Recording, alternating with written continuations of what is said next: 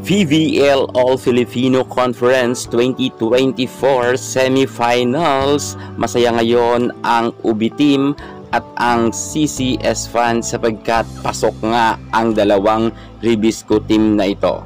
Ang dalawang pinag-uusapan sapagkat ang bulong-bulungan nga ay naging kasabwatan daw ang dalawang team. Bagamat sinabi na nga ni Coach Dante na walang ganon na naganap, nabigayan nga sa laban na ito, ngunit ang iba ay hindi naniniwala. Gayunpaman, ang inamin ni Coach Dante Alinsunurin ay mahihirapan nga ang kanyang team dito sa semifinals. Bakit nasabi ito ni Coach Dante na dadaan sila sa butas ng karayom at mag-a-adjust sila ng malaki dahil nga sa pagkakataon na ito sa semifinals, meron nga silang mga players na di umano ay hindi makakapaglaro. Makasurvive kaya ngayon ang ating dalawang Ribisco team pagdating sa semifinals? Yan ang ating pag-uusapan sa sinabi ni Coach Dante Alinsunurin. Pero bago ang lahat, subscribe ka muna. I-click ang ating notification bell para lagi kang updated sa lahat ng issue pagdating sa volleyball. Susunod na. Stories, I'm a fool for your love.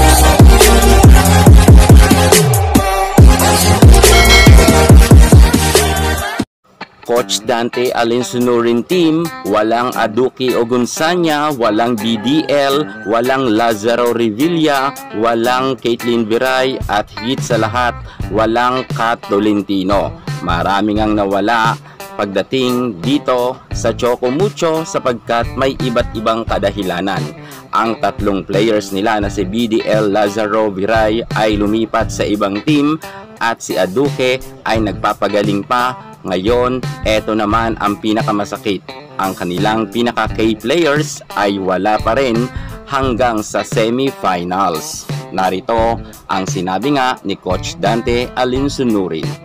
Siguro ngayon, di pa namin alam kung makakabalik siya. Pero yun nga, pinapalagay na rin namin yung loob namin na baka hindi na siya makabalik talaga this conference. Matatandaan nga natin na pumutok nga ang balita na di umano ay hindi daw maayos ang kalagayan ni Kat at medyo nagpapagaling pa ito dahil medyo bumalik daw ang kanyang injury. Pero minor lang naman ito, kung kaya ayaw naman puwersahin ng ating Coach Dante Alinsunurin na paglaruin ito dahil ang pinakamahalaga nga sa mga manlalaro ay ang kanilang kalusugan.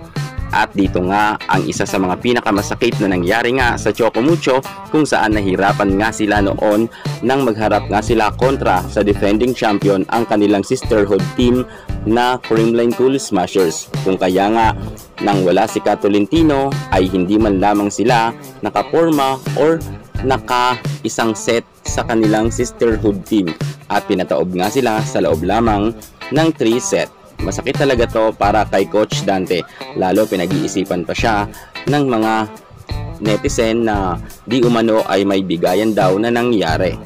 Ngunit hindi ba ninyo alam na mabigat ang pinagdadaanan ni Coach Dante as a coach? Syempre sabi niya nga may pride daw siya as a Choco Mucho coach at hindi daw siya ganoon. Yan nga ang nais niyang iparating sa mga naninira sa kanya na mga netizen na nagsasabi na di umano ay may bigayan nga ng laban na yon.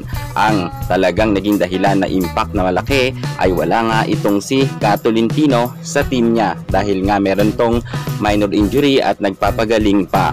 Kung kaya ngayon mga ka-sports sa semifinals, aminado nga si Coach Dante na mag-a-adjust sila ng malaki sapagkat nga wala nga si Kat Tolentino. Pero sana ay makabalik daw ito at maging okay na. Pero tulad nga ng sabi ni Coach Dante, ipinapalagay niya nga na wala na si Kat Tolentino at hindi raw makakarating ngayong conference or makakapaglaro para makapag-adjust na sila ng mabilisan.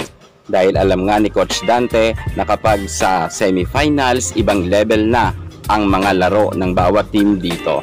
At syempre, tatrabahuhin naman talaga ito ni Cici Rondina, ni Hani Royce Tubino, Madi Madayag, Cherry Nunag at ng iba pa nilang mga players. Ngayon, ang makakasagupaan nga nila ang tinalo nilang Petrogas Angels. Manalo kaya sila Yan ang ating aabangan sa papalapit na semifinals dahil magsisimula na yan ngayong Mayo. Kaya't abangan natin at suportahan pa rin ang ating Katolintino at ipanalangin natin na sana ay makabalik na nga siya para mas maganda at mas mainit ang laban ng Choco Mucho. Yan muna ang pinaka-latest natin sa mundo ng volleyball. Thank you so much. God bless.